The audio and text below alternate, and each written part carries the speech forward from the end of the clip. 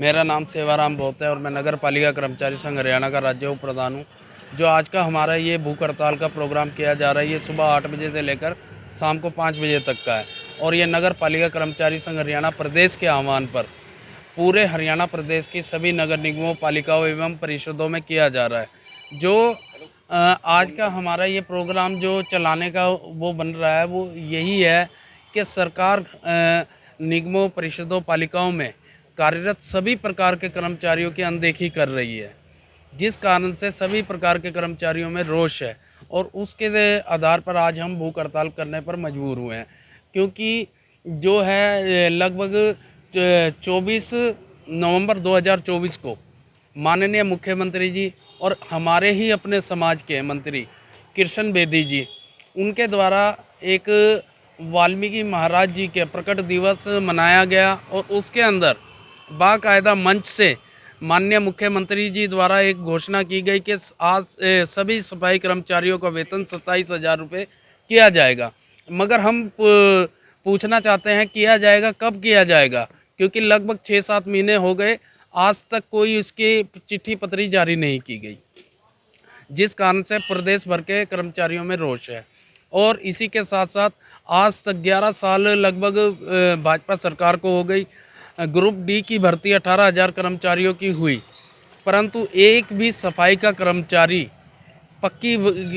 भर्ती कहीं पर पूरे हरियाणा में नहीं की गई, जिस कारण से कर्मचारियों में भारी रोष है और काफ़ी लंबे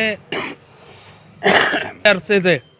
सफाई का कर्मचारी अपनी सेवाएं प्रशासन को और जनता को दे रहा है, परंतु इनकी तरफ सरकार ध्यान नहीं देती। हमारा सफाई का कर्मचारी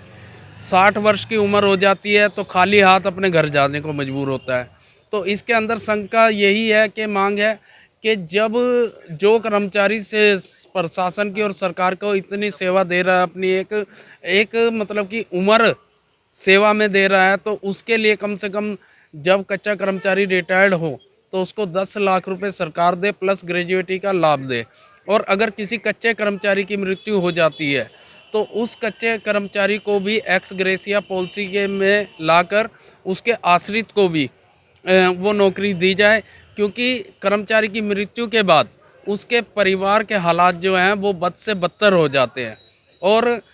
शोषण बहुत है। जो हमारा ठेके में कर्मचारी कार्य कर रहा है, उनकी थोड़ी सी सैलरी है वो भी समय पर नहीं मिलती, 3-3 4-4 महीने बाद सैलरी मिलती है। तो सभी प्रकार के ठेके ख़त्म करके उन कर्मचारियों को भी मतलब कि विभाग के रोल पे किया जाए या पक्का करने का काम सरकार करे।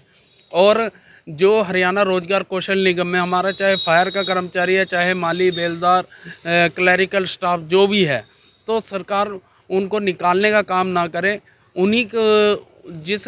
उस पे पोस्ट पे वो काम कर रहे हैं उसी पोस्ट पर उनको भी पक्का करने का काम सरकार करे।